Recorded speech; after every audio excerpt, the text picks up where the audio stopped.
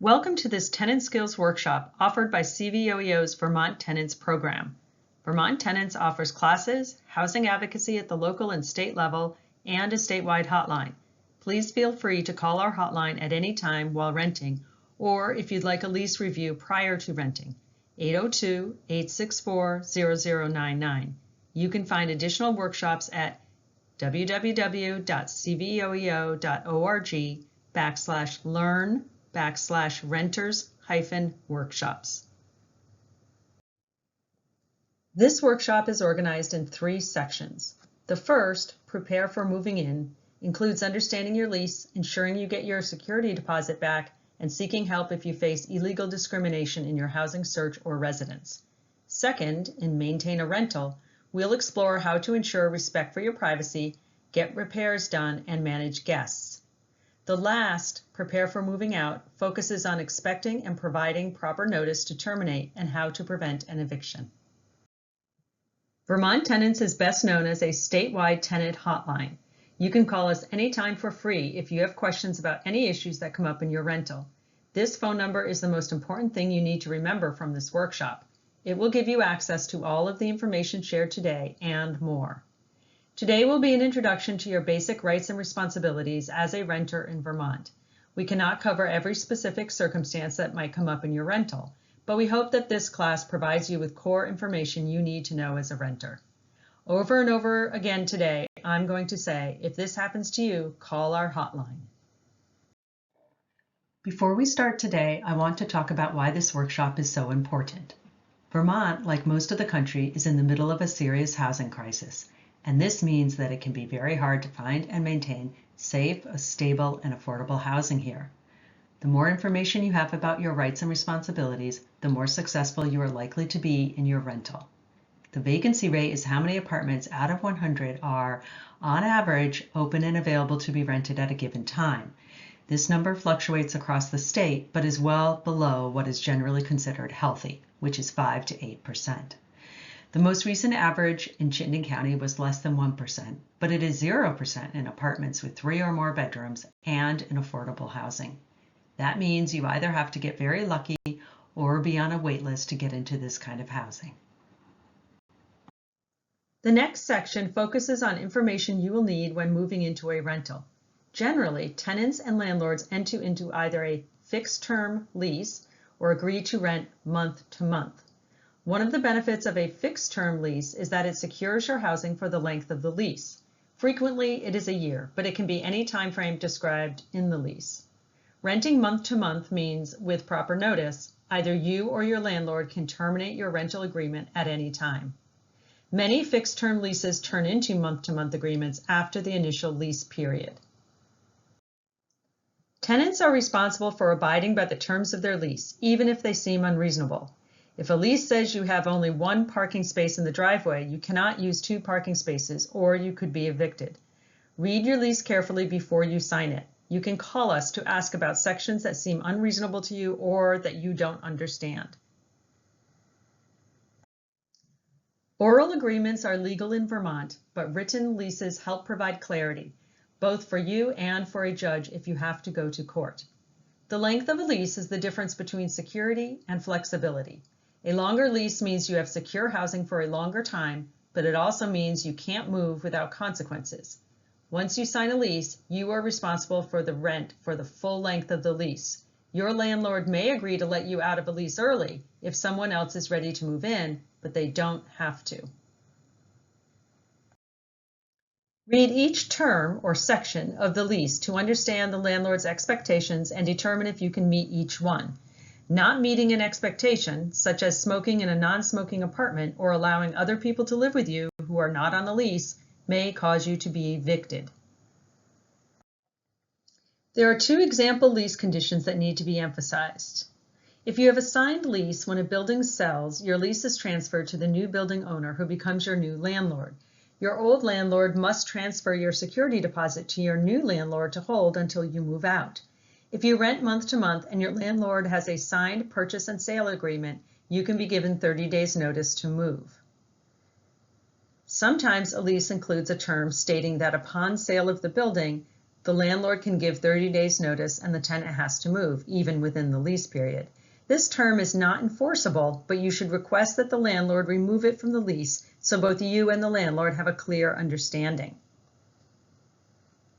Sometimes leases provide a start date and list the length, such as 1 year, but don't have an end date.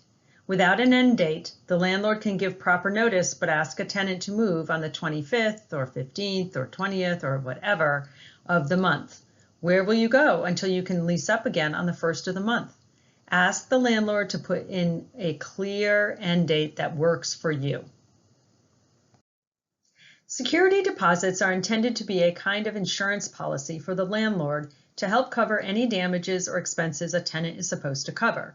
If you don't damage the apartment or leave unpaid expenses like rent or utilities, you are entitled to get back your full deposit.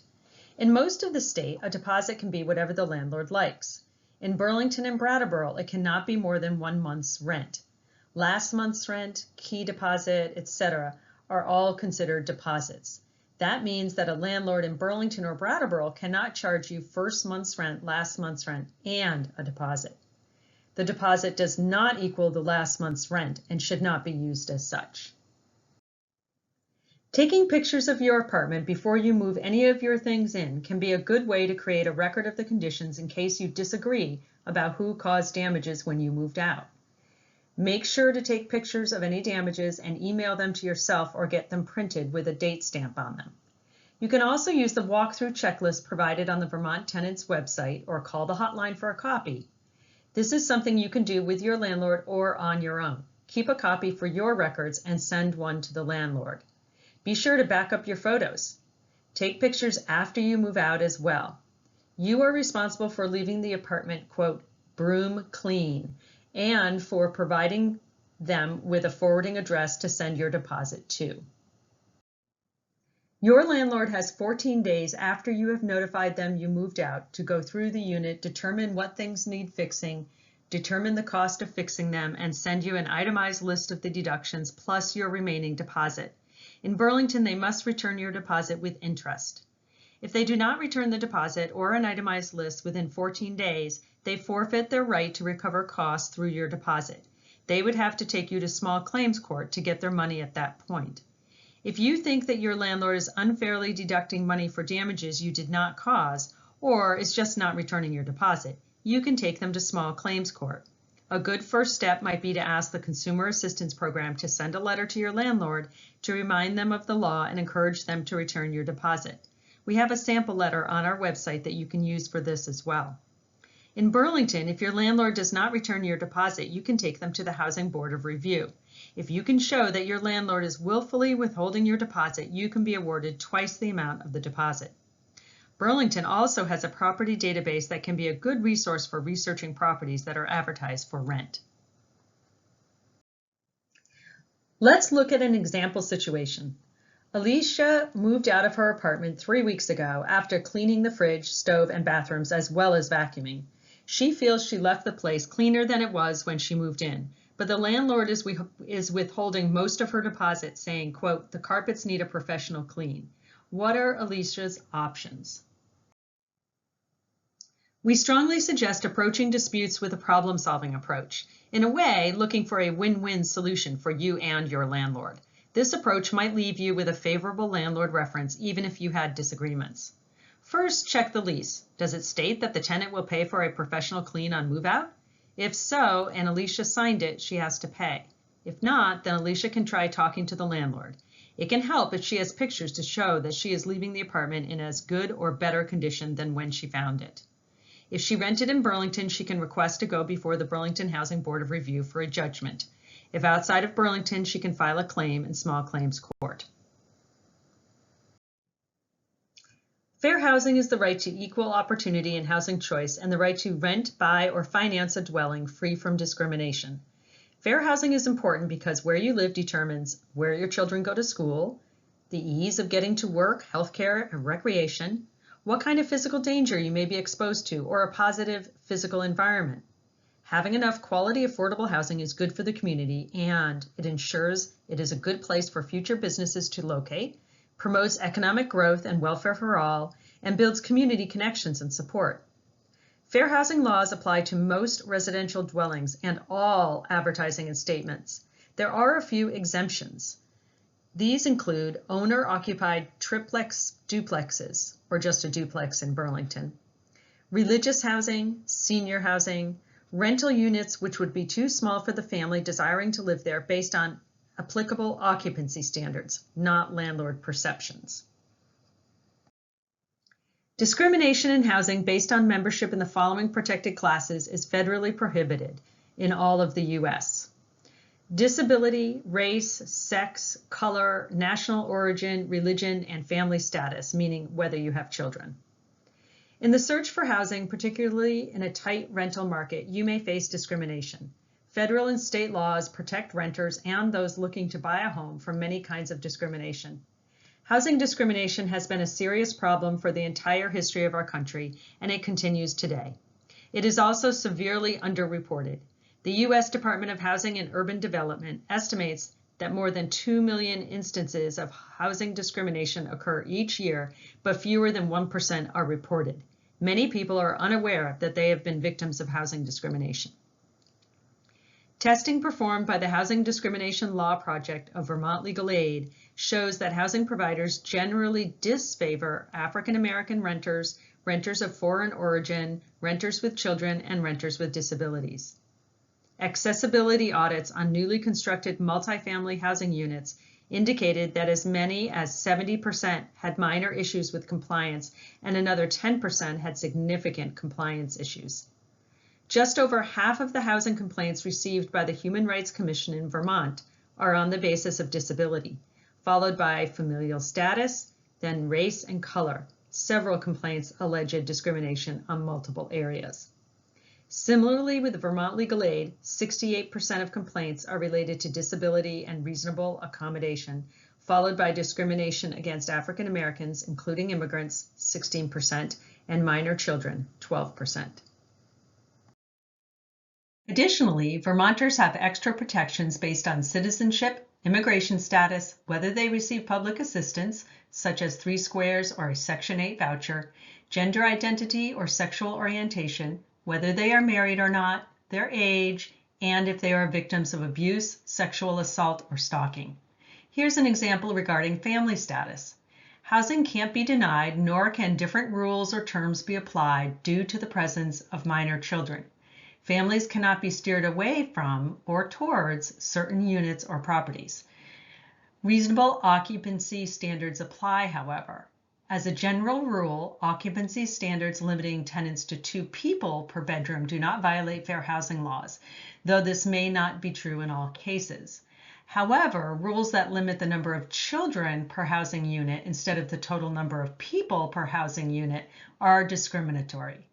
In reviewing occupancy cases, HUD, or the Vermont Human Rights Commission, considers the size and number of bedrooms and other special circumstances.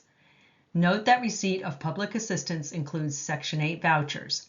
It is illegal in Vermont to advertise apartments as not Section 8 approved or will not accept Section 8. Landlords must allow rent payments from housing assistance programs and must allow Section 8 inspection. Based on membership in a protected class, it is illegal for a landlord to refuse to rent to you, make housing unavailable, set different terms, conditions, or privileges for a rental, or steer someone of a protected class to a different neighborhood or type of unit. And lastly, it is illegal for a landlord, based on membership in a protected class, to refuse to make reasonable accommodations, if necessary, for a disabled person to use the housing. Also, it is illegal for a landlord to make, print, or publish any notice, statement, or ad that indicates a preference, limitation, or discrimination, and to coerce, intimidate, threaten, or interfere with you in your home, or for filing or supporting a discrimination complaint. There is a difference between discrimination and illegal discrimination. It's perfectly legal to refuse to rent to someone because of poor references or bad credit. Landlords can have different rules or practices because of behavior, but not for membership in any protected classes. For example, they can't say that children are not allowed to run in the hallways, but can say that no one is allowed to run in the hallways. Some fair housing law comes up more once you already live somewhere, such as those meant to protect people with disabilities. Disability covers physical and mental impairments as well as being in recovery from drug or alcohol addiction. A person is considered to have a disability if any one or more of the following 3 criteria applies. 1, a person has a physical or mental condition or disease that substantially limits one or more life functions, such as walking, talking, breathing, seeing, hearing, self-care, paying bills, etc. 2, a person has a record of having such an impairment, such as receipt of SSI, SSDI, etc. 3, a person is considered by others to have such an impairment. Reasonable modification means a physical change to a building. If renting from a private landlord, the tenant is expected to pay for the modifications and to remove them when they leave. Often there are grants to help with this payment through the Vermont Council on Independent Living and others. Often in subsidized housing, the housing provider will pay. An example of an unreasonable request would include an elevator in a 4-unit older home. Examples of reasonable requests: a stair chair in a 4-unit home, flashing smoke or carbon monoxide detectors, widening doorways, accessible shower, grab bars, ramps, etc. Reasonable accommodation means a change to a rule, policy, or practice. Examples include accommodation from a no pet policy for an assistance animal, change from a designated parking spot to one that is closer to an entry, accommodation from a no criminal background policy if a person has a criminal record that is tied to an addiction and the person is in recovery. Other examples include a person with extreme social anxiety is afraid to enter the rental office and requests that they be allowed to mail their rent check. A person requests an extra set of keys so their aide has access to the premises. And lastly, a person with a cognitive disability requests extra time to examine a lease or other documents before signing. Sometimes your rent is tied to your income, which is why when 2 people live somewhere, they may pay twice the rent as one person, but not if the second person is medically necessary. Only family members who are financially obligated to the resident must include their income in the guidelines. In most cases, this includes only parents and spouses. Call Vermont Legal Aid or the Vermont Human Rights Commission if you feel you have been discriminated against in housing. If you are unsure, call CVOEO's Fair Housing Program. We can help you decide if you are facing discrimination and what to do about it. It can be hard to prove discrimination, so Legal Aid has a program where it sends out fair housing testers to help make a case that a landlord is being discriminatory. They will send out 2 applicants with very similar applications, but one will be from a protected class and one will not. You can volunteer to be a tester during your housing search and you will get a cash stipend for every completed test. Call the Legal Aid number if you are interested. Fair housing complaints are sent to Vermont Legal Aid, Vermont Human Rights Commission, and/or HUD. Vermont Legal Aid provides legal advice, investigates complaints, performs testing, and represents individuals and organizations in court and before state agencies, housing authorities, municipal governments, and the legislature. Vermont Human Rights Commission mediates disputes, provides information and referrals, and enforces fair housing laws. Here's an example for you to think about. Alex calls on an apartment to rent. The landlord agrees to meet him at the apartment, which is just across town, in 15 minutes. Alex leaves work, shifts from his wheelchair to his car seat, lifts the wheelchair into the car, drives across town with minutes to spare, and is ready to greet the landlord when they arrive. The landlord greets him politely, but tells him the apartment is already taken. What might Alex be wondering? First, Alex could try talking to the landlord by saying something like, "I'm surprised, can you explain further?" and see if the landlord is willing to engage in conversation. Next, Alex could contact Vermont Legal Aid or the Human Rights Commission to discuss the situation and plan next steps, which might include filing a complaint. In addition to some of the rights that tenants have under the law, tenants also have responsibilities. The big one is to pay the rent on time. There is no such thing as a grace period for paying rent in Vermont.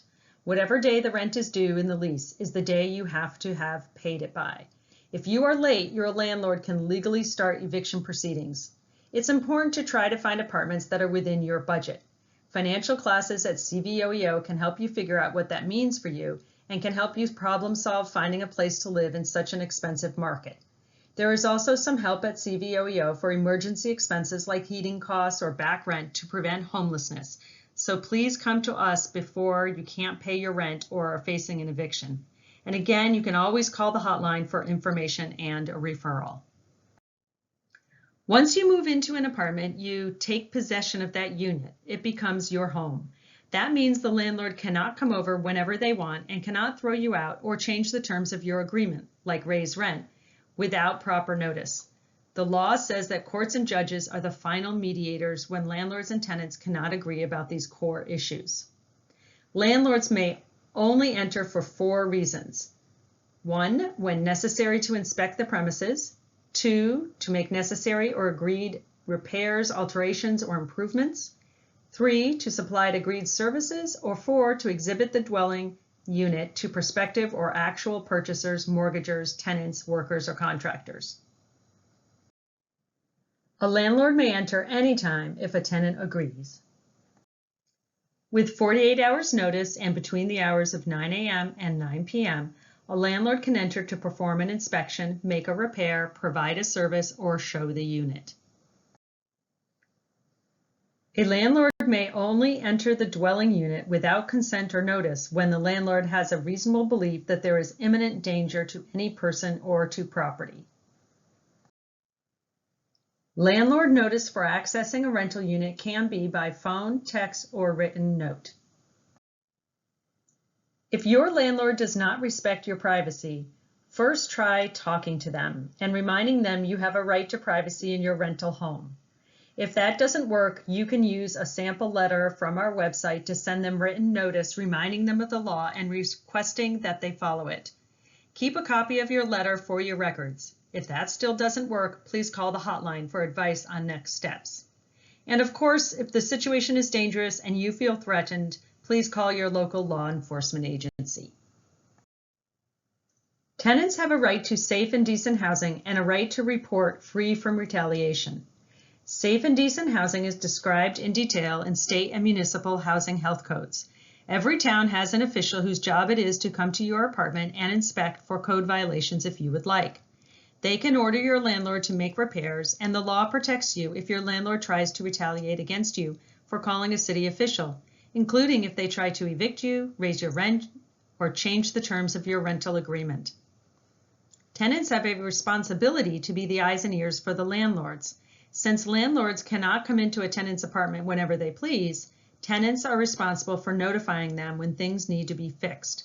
It is important to keep a record of when you tell your landlord about repairs, because if you cannot show that you informed the landlord about a small issue, like a leaking faucet, and it becomes an expensive repair, like needing to replace the cabinets and floor below the faucet, you can be charged for those repairs.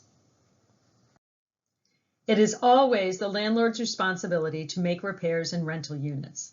If you cause the damages, you can be billed for them, but the landlord is supposed to be the one ensuring repairs happen. The law provides different remedies if your landlord isn't doing their job, depending on the severity of the repair needed. Most remedies come with some risk to the renter. Call the hotline first so we can help you identify your options. Minor repairs are needed repairs that do not threaten your health or safety. The law allows for a process called repair and deduct if your landlord does not make needed minor repairs. Evictions do happen when tenants do not use repair and deduct properly. Please call the tenant hotline before you use repair and deduct.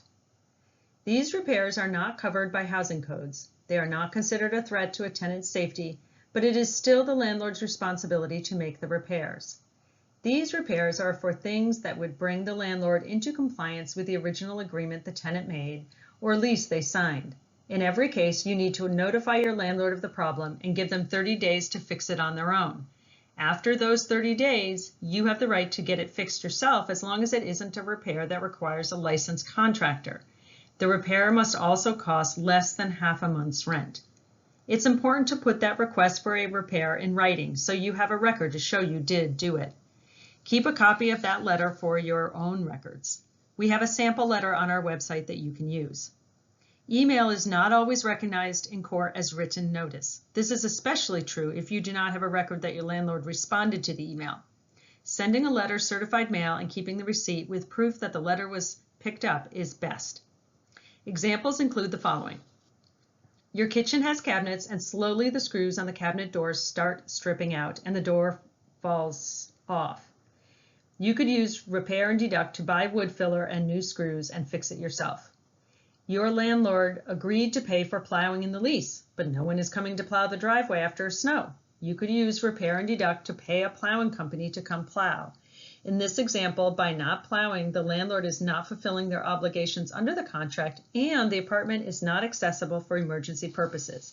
They are failing to provide for the responsibilities outlined in the terms of the lease. Save copies of your receipts, and when you send your next rent check in, include a copy of the first letter, copies of the receipts, and a letter describing how much you are deducting from your rent for the month. If your landlord is not making a repair that is creating a significant threat to your health and safety, you have more options under the law. After notifying the landlord of the needed repair in writing, you can file a complaint with the State Department of Fire Safety and ask for an inspection. If your town or city has a code enforcement office, mostly in the bigger towns and cities, you can call the code enforcement office directly to file a complaint and ask for an inspection. In smaller towns, the Department of Fire Safety may work with the local town health officer or fire chief in this process. The Department of Fire Safety inspector or code enforcement officer will come to inspect and note any repairs to be made. They will write a report and ensure the landlord has a copy. You can also ask for a copy. After a reasonable amount of time, depending on the issue, you can take further action, but calling the hotline first is a must. Further actions are legal actions. You need to consult Vermont legal aid. Examples of major code violations include plumbing problems like no water or septic, structural issues like a leaking roof or holes in the floor, fire safety issues like a missing or malfunctioning smoke and carbon monoxide detector, or pest infestations. Landlords are responsible for pest infestations such as bed bugs, cockroaches, mice, or squirrels in 3 cases. 1, when the infestation is in 2 or more units. 2, when it is due to negligence of the building maintenance. Or 3, when it is in a common area, such as a laundry room. It's a good idea to talk to your neighbors if you find pests. It's likely they have them too, and you'll want the landlord to use professional exterminators to address the whole situation. Housekeeping. How clean is clean? Here's what the law says. The tenant shall not create or contribute to the non-compliance of the dwelling unit with applicable provisions of building, housing, and health regulations. Examples of problem situations include accumulated trash attracting pests. That's a violation of health code. Accumulated belongings interfering with an exit in case of fire. That's a violation of fire safety code. Excessive buildup of grime that creates mold. Violation of health code and a reason for the landlord to retain your security deposit. It's important to understand when a guest becomes your tenant and the consequences of that to you. A guest has their own permanent address elsewhere and stays with you for a short time. If a guest has no other permanent address, stays a longer time period, usually longer than 30 days, or gets their mail at your address, they have essentially become your tenant. This is very often a lease violation. Most leases state no subleasing or subletting allowed, which means a possible eviction. In this example, Tony has a spare alcove in his apartment and a friend who just lost his housing. Tony invites his friend to stay for a few weeks. 3 months later, Tony's friend is still there and Tony wants the friend to move out. This may be a lease violation if Tony's lease states no subletting, which is cause for eviction of Tony. Tony may also need to go to court if the friend won't move out. This is costly and time-consuming. Other notes on guests include the fact that landlords don't get to have an opinion about the friends and guests of a tenant, but tenants are responsible for their behavior. If a guest breaks something or bothers a neighbor, a tenant will be held responsible. Or if a guest moves in, they are no longer a guest, and the landlord can require their approval for new tenants. Or there can be guest limits in Section 8 and subsidized housing. equal to 14 days per year. Again, violations can be cause for eviction. You have a responsibility to behave in a way that allows your neighbor to, quote, peacefully enjoy their home, and a right to expect that they do the same for you. Examples of violations include excessive noise at times designated by your town as noise curfew hours, harassment while in common areas, violence or threats towards you or your guests, damage to your property. Examples that are simply part of living near other people: footsteps overhead, typical noise of children playing. Problem-solving steps include talking to your neighbors or asking your landlord to install noise reduction materials. Tenants are responsible for respecting local laws related to the property. Many towns, for example, have quiet hours and rules about how trash or recycling must be stored or sorted. Let's again consider an example scenario. After Terry moved into a rental unit about a month ago, her landlord began to drop in unannounced to, as he put it, just say hi and see if everything is okay. At first, Terry thought the landlord was just being friendly or checking on whether repairs are needed, but after the first few visits, she realized this was becoming a habit and started to feel uncomfortable. What are Terry's options? Terry's first step would be to try to talk to the landlord. If this doesn't work, she could send a copy of our form letter by certified mail to remind the landlord about the law and ask him to follow it. Next, Terry should call our hotline for advice. If the landlord is persistently harassing Terry, she may need to file a notice against trespass. Immediate safety comes first. Always call for help if in immediate danger. In this last section, we'll focus on moving out. Termination means you or your landlord is ending your rental agreement. Eviction is a court process. In all cases, proper notice must be given. When you have a fixed-term lease, you can only be asked to move out during the lease if you violate some term of that agreement. That's called for-cause termination. If you don't move after the for-cause termination notice period, your landlord will start the court eviction process. If you are in a month-to-month agreement, your landlord can ask you to move without any reason. That's called a no-cause termination. Generally, they have to give you more notice to move out for a no-cause month-to-month termination of tenancy. These types of agreements provide more flexibility for both parties, but can also mean more insecurity for tenants. Note, if you have a lease and your landlord does not want to renew your lease, they can ask you to move when the lease ends for no cause. In all cases, your landlord must give you proper notice.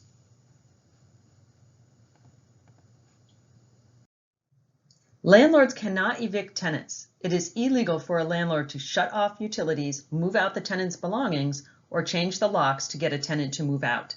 Landlords need to go through a court process. Your primary responsibility as a tenant is to pay the rent on time. Most evictions in Vermont happen when tenants cannot pay the rent. There are resources to help if you can't pay the rent. Please call the tenant hotline for a referral. When asked, landlords often say another primary responsibility of a tenant is to communicate, not only about things like repairs, but also if the tenant is having trouble paying the rent. Sometimes the landlord can work with the tenant on a repayment plan or find resources to help. Your landlord cannot throw you out or raise the rent without proper notice. Depending on where you live or why you are being asked to move, the notice periods may be different. These notices must be what's called actual notice, meaning written and either mailed or hand delivered to you. Email and text do not count, nor does a verbal notice. Call us if you want help figuring out if the notice you received was proper. When moving, you have to give notice too, even if you want to move out at the end of your lease. Landlords give notice in number of days. Tenants give notice in rental periods. If you pay rent monthly, you must give 1 full month's notice before moving out and 2 full months' notice if you rent in Burlington. An eviction is a specific court process with a specific timeline. Evictions can take 2 months or longer. It is a negotiation process. If it doesn't follow this process, it is not a legal eviction. Evictions can be expensive. Many leases say you can be forced to pay your landlord's legal fees if you lose. Time-consuming, and may be publicly available in court records forever. Proceed with caution. Let's say you fall behind in your rent and your landlord sends you a 14-day for-cause termination notice. You should immediately call your local community action office or the hotline if this happens. If you aren't able to find alternate housing and don't move out, your landlord will file a summons and complaint in court. The eviction is now in the court records. You will have 21 days to file an answer in court. Call Vermont Legal Aid to get help with this. Then there will be a hearing in court, where the judge will determine if you and your landlord can work out an agreement.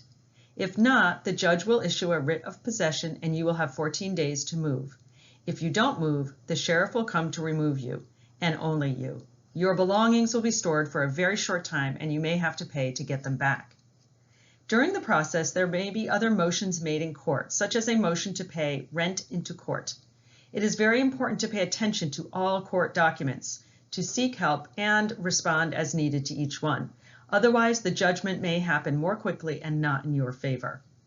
If you are able to pay the rent back at any point in the process before the final judgment and pay court fees, you can file to have the case dismissed and the eviction is halted. Here are a few last tips for tenants. Keep important things in writing. Pay rent with a check or money order. If you have to pay with cash, get a signed receipt every time. Renter's insurance is highly recommended. Know what resources are out there, such as the Renter Rebate Program. This program refunds to eligible renters the portion of rent paid that exceeds an established percentage for household income. Thank you for viewing. Please reach out with any questions via our tenant hotline at 802-864-0099 or email at vtenants@cvoeo.org. This workshop video was produced by CVOEO's Vermont Tenants program. Narration by Karen Ames, Housing Education Coordinator.